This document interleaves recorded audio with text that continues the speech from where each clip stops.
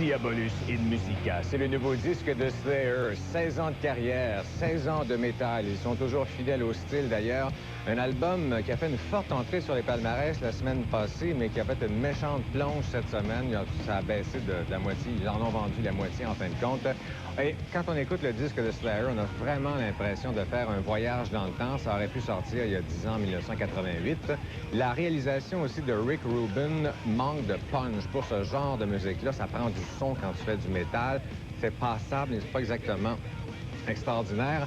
Et ce son métal, moi, je l'ai comme assez entendu. J'aime encore écouter de la musique heavy, mais des groupes actuels comme Korn, Cubanite, Atari Teenage Riot qui nous présentent quelque chose de neuf. Mais ça, c'est vraiment comme du métal revival. Ça appartient au passé. C'est pour les nostalgiques des années 80. C'est comme les gens qui écoutent encore de la musique progressive. Mais enfin, j'ai rien contre ça, bien sûr. Chacun ses goûts, mais juste moi que ce genre-là, ça m'allume plus bien.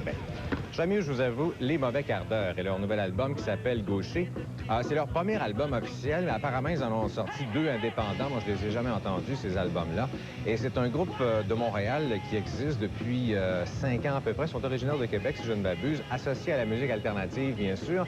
Mais c'est un album qui a quand même pas mal de potentiel. En quelque part, des petites sonorités, des relents, des restes de grunge, je dirais, avec un peu de punk. Des fois, ça fait penser à Foo Fighters. Des chansons quand même très, très bien construites. J'ai bien aimé la réalisation de l'album également. C'est un album très, très énergique. Il y a vraiment beaucoup de guitare. Encore une fois, c'est une preuve qu'on est capable de faire du bon rock. On va avoir le Festus de l'horloger, mais il y a une version sur l'album qui a été refaite parce que le clip date il y a quasiment 2 ans à peu près.